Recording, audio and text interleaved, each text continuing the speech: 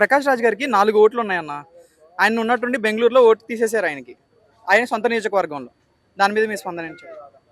అంటే ఇక ఆయన చెప్పాలా, ఇప్పుడు ఆయన కర్ణాటకకు సంబంధించిన వ్యక్తి అని చెప్తారు కదా. మళ్ళీ నేను ఇవన్నీ రాష్ట్రాలలో తమిళనాడు, ఆంధ్రప్రదేశ్, తెలంగాణ, కర్ణాటక 4 ఓట్లు పెట్టుకున్నాడు, దేశంలో పౌరుడు అవుతాడా?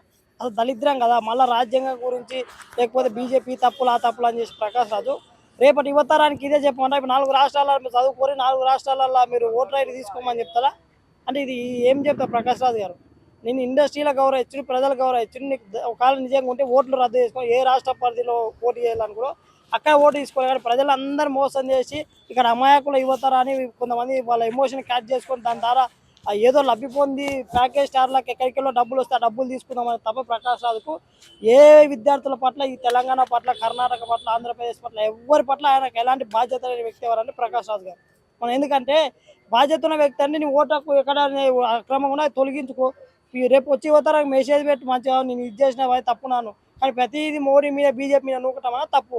కాబట్టి ప్రకాష్ రాజ్కి ఇప్పటికైనా బుద్ధి తెచ్చుకొని యువతరం అంతా కూడా అట్లాంటి వ్యక్తిని నమ్మకాన్ని. ఎందుకంటే మీకు ఏమైనా రాడు, మిమ్మల్ని కొట్టిన రోజు రాలేదు, జంతర్ మా మిమ్మల్ని కొట్టిండు. మీరు మీ విద్యార్థులు ఇప్పుడు విద్యార్థుల మీద పడేటి ఫస్ట్ ప్రకాష్ రాజే కొట్టుకునేది. ముందుకు పోయి పోలీసులకు అడ్డుపడదు, పోయిన ఆ రోజు దొంగలాగా దెంకపోయి ఎక్కడ ఉన్నారు. కాబట్టి ఈ తెలుగు రాష్ట్ర విద్యార్థులకు కోరేది ఒకటే, ప్రకాష్ రాజ్ అనేటువంటి నమ్మకాన్ని నమ్మితే మీరే మోసపోతారని కోరుతాను. సొంత నియోజకవర్గంలో ఓటు తీసేశారన్న. తీసేస్తారు భయ్, 4 వంకలు పెట్టుకుంటే తీసేయకపోతే ఏం చేస్తారు?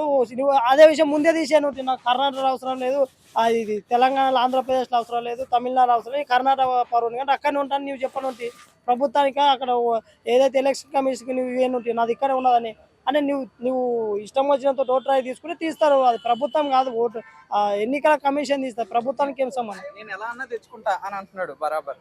తెచ్చుకోమని మిగతా మళ్ళీ తెచ్చుకోమని ఎవరో మిగతా రాష్ట్రాల్లో రద్దు చేసి ఇదే రాష్ట్రాలు ఉంటా అంటే ఇస్తారు, ఆయన ఇవ్వకుండా ఉంటారు. కానీ అక్కడ తీసేస్తారు, ఇప్పుడు తమిళనాడు తీసేస్తారు. ఆయన ఏ రాష్ట్రం మరిచో చెప్పలేదు first of all. Karnataka, Andhra Pradesh, Tamil Nadu, Telangana ఏదో ఒకటి చెప్తే అక్కడ ఓటాకు ఉంటుంది.